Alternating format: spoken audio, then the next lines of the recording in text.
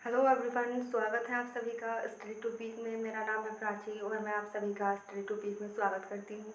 जैसे कि आप देख पा रहे हैं कि आज हम जो पढ़ेंगे वो पढ़ेंगे जो हमारा भारत का संवैधानिक विकास है वो तो आपको पता ही है कि वो तो हमारा चल ही रहा है।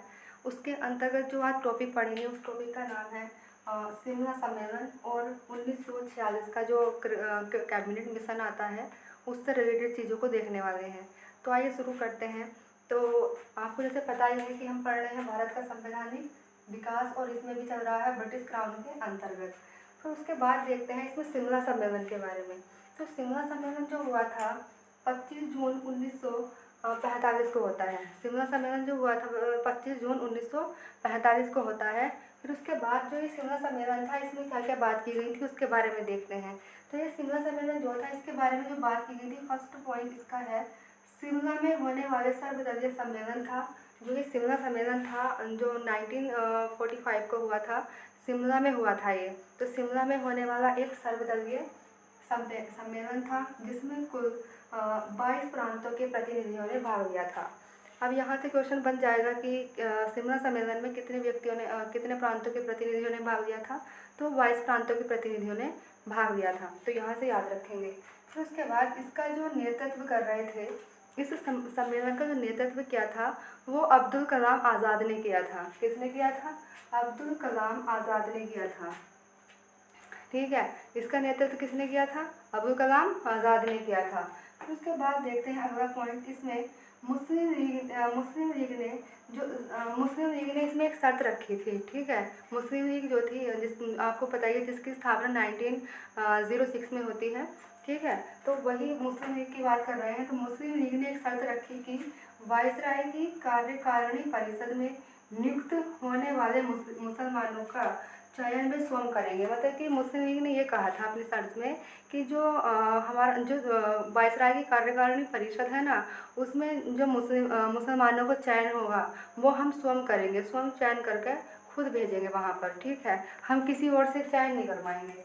फिर ये देखा हमने मुस्लिम लीग के बारे में। फिर लेकिन कांग्रेस ने यह मानने से इनकार कर दिया था। लेकिन कांग्रेस जो थी आपको पता है जिसकी स्थापना 1885 को होती है, एओ ह्यूम के द्वारा की जाती है। ठीक है, तो जो कांग्रेस थी, कांग्रेस इसको कांग्रेस जो थी कांग्रेस ने यह मानने से इनकार कर दिया। कांग्रेस यह मानने से इनकार कर देती है जो मुस्लिम लीग कह रही थी। ठीक है, तो इसीलिए जो शिमला सम्मेलन था ये सफल नहीं हुआ था, इसीलिए ये असफल रहा। ठीक है, फिर उसके बाद देखते हैं कैबिनेट मिशन। कैबिनेट मिशन जो आता है 1946 को आता है। कैबिनेट मिशन क्या था? कैबिनेट मिशन जो था जब हमारे भारत में आया था उस टाइम पे जो ब्रिटेन के प्रधानमंत्री थे क्लाइमेट एटली थे और क्लाइमेट एटली ब्रिटेन के प्रधानमंत्री थे जो लिबरल पार्टी के थे। ठीक है, तो यहाँ से याद रखेंगे। इस टाइप से क्वेश्चन बन जाएगा कि जिस टाइम पे कैबिनेट मिशन भारत में आता है उस टाइम पे ब्रिटेन के प्रधानमंत्री कौन थे। जिस टाइम पे पिट्स इंडिया एक्ट आया था उस टाइम पे ब्रिटेन के प्रधानमंत्री कौन थे। जिस टाइम से 1773 का रेगुलेटिंग एक्ट आया था उस टाइम पे ब्रिटेन के प्रधानमंत्री कौन थे। तो इस तरह से भी क्वेश्चन बन सकते हैं जो हमने आपको प्रीवियस वीडियो में कवर कराए हैं। ठीक है, तो फिर अब देखते हैं जो ये कैबिनेट मिशन आता है। कैबिनेट मिशन में 3 सदस्य आए थे। कैबिनेट मिशन में कितने सदस्य आए थे? 3 सदस्य आए थे। एक आते हैं स्टेफर्ड क्रिप्स, स्टेफर्ड क्रिप्स आते हैं और एक आते हैं एसी अलेक्जेंडर और एक आते हैं पैथिक लॉरेंस। ठीक है, ये 3 सदस्य आते हैं, स्टेफर्ड क्रिप्स, अलेक्जेंडर और पैथिक लॉरेंस, ये 3 सदस्य आते हैं। लेकिन मैं बात करूँ इस कैबिनेट मिशन का अध्यक्ष बन के कौन आया था, तो ये जो 3 सदस्य हैं ना इनमें से एक व्यक्ति था जो अध्यक्ष बन के आया था जिसका नाम था स्टेफर्ड क्रिप्स। तो स्टेफर्ड क्रिप्स, यहाँ से क्वेश्चन बन जाएगा कि कैबिनेट मिशन का अध्यक्ष कौन था, तो स्टेफर्ड क्रिप्स था। ठीक है, फिर उसके बाद देखते हैं कैबिनेट मिशन ने जो अपनी रिपोर्ट दी थी, अपनी रिपोर्ट में क्या क्या कहा था। तो कैबिनेट मिशन ने जो अपनी रिपोर्ट दी थी 16 जून 1946 को देते हैं। कैबिनेट मिशन अपनी रिपोर्ट कब देता है? 16 जून 1946 को देता है। फिर उसके बाद देखते हैं इसकी चीज़ों को जो इसने अपनी रिपोर्ट में कहा था। इसमें कहा संविधान निर्माण के लिए अप्रत्यक्ष चुनाव प्रणाली के आधार पर संविधान सभा की स्थापना की जाएगी। जो कैबिनेट मिशन आया था, जो ये इसने जो सबसे पहली बात कही, इसने कहा कि जो संविधान है, भारतीय जो संविधान है, तो उस संविधान बनाने के लिए एक संविधान सभा की स्थापना की जाएगी और उस संविधान सभा का जो चयन होगा वो अप्रत्यक्ष चुनाव प्रणाली के आधार पर किया जाएगा। अप्रत्यक्ष चुनाव प्रणाली क्या है? जब हम आपको संसद पढ़ाएंगे, विधानमंडल पढ़ाएंगे, उसमें सब चीज़ आपको कवर करा देंगे। तो अभी बस इसको ऐसे ही देख लीजिए। तो संविधान निर्माण के लिए अप्रत्यक्ष चुनाव प्रणाली के आधार पर संविधान सभा की स्थापना की जाएगी।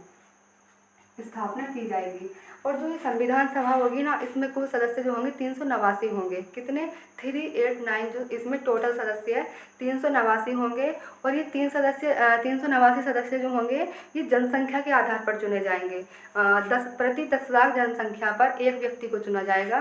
तो अब आप यहाँ से आइडिया लगा सकते हैं कि उस टाइम पर हमारी जनसंख्या क्या रही होगी। इससे मल्टीप्लाई कर दोगे आप 1 लाख से, तो हमारी जनसंख्या निकल के आ जाएगी उस टाइम पे क्या थी। ठीक है, तो ये जो संविधान सभा के लिए कहा गया था कि इसके सदस्य जो होंगे 389 होंगे। लेकिन ये भी 3 कैटेगरी में बटे हुए थे। एक तो वे कैटेगरी थी जो ब्रिटिश प्रांतों के अधीन थे, और एक देशी रियासतें थे, और एक चार चीफ कमिश्नरी क्षेत्र थे। अब आप यहाँ से सोच रहे होंगे कि ब्रिटिश प्रांत क्या होता है, देशी रियासतें क्या है, और 4 चीफ कमिश्नरी क्षेत्र क्या है। इनको इधर देखिए भी बताते हैं। जो ब्रिटिश प्रांत है ना, ब्रिटिश प्रांत उन्हें कहते थे जिस पर ब्रिटेन का मतलब कि ब्रिटेन के अंडर में काम करते थे, यानी ब्रिटेन के अंडर में जो काम करते थे उन्हें बोलते थे ब्रिटिश प्रांत, जिनकी संख्या 292 थी। ठीक है, ब्रिटिश प्रांतों की संख्या कितनी थी? 292 थी। ये इंपॉर्टेंट है, यहाँ से क्वेश्चन बनते हैं एग्जाम में। फिर उसके बाद देखते हैं देशी रियासतें। तो देशी रियासतों की जो संख्या थी वो 93 थी।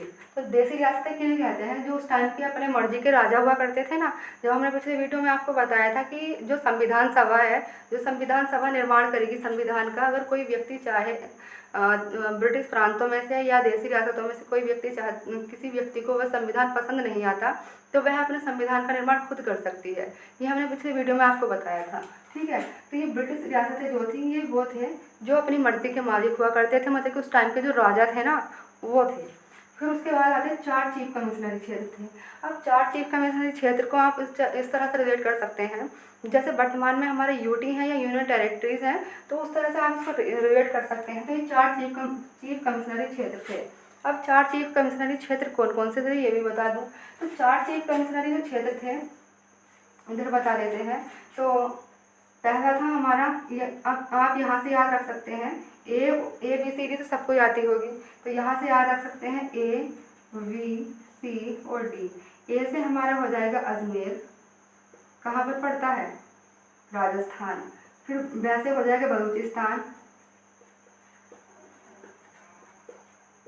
और C से हो जाएगा हमारा कुर्ग, और D से हो जाएगा हमारा दिल्ली। तो ये 4 चीफ कमिश्नरी क्षेत्र थे, इनको आप यहाँ से याद कर सकते हैं वर्तमान के यूटी की तरह। फिर उसके बाद देखते हैं, हमने तो ये देख लिया कि ब्रिटिश प्रांत कितने थे? 292 थे। देशी रियासतें 93 थी, और 4 चीफ कमिश्नरी क्षेत्र थे, और उनको 4 चीफ कमिश्नरी क्षेत्र थे वो ये लिखे हुए हैं यहाँ पर। फिर उसके बाद देखते हैं अगला पॉइंट, संविधान निर्माण किया जाएगा। जो संविधान यह निश्चित किया गया कि संविधान सभा के सदस्य 10 लाख व्यक्तियों पर एक व्यक्ति का चुनाव किया जाएगा। जो हमने भी आपको बताया था कि 10 लाख व्यक्तियों पर एक व्यक्ति का चुनाव किया गया था। तो आप देखिए, ये 10 लाख व्यक्ति पर 10 लाख पर एक चुना जाता था। ठीक है, और ये कितने थे? 389 थे। फिर उसके बाद देखते हैं, फिर अगली बात क्या कही इसने कहा कि एक अंतरिम सरकार की स्थापना की जाएगी जिसमें 14 सदस्य होंगे। एक अंतरिम सरकार की स्थापना की जाएगी जिसमें 14 सदस्य होंगे। तो ये जो था हमारा जो कैबिनेट मिशन था, इसने अपनी बातों को प्रस्तुत किया। ठीक है, तो हालांकि यहाँ से जो हमारी संविधान सभा थी उसका निर्माण हो जाता है, जिसमें 389 सदस्य रहते हैं। 292 तो ब्रिटिश प्रांत ही रहते हैं, और 93 देशी रियासतें, और 4 चीफ कमिश्नरी क्षेत्र रहते हैं। तो ये जो थे हमारा कैबिनेट मिशन था, और ये था हमारा शिमला सम्मेलन। तो आज हमने देखा यही। तो अगले वीडियो से हम स्टार्ट करेंगे संविधान सभा से। तो आज के लिए इतना ही। Thank you.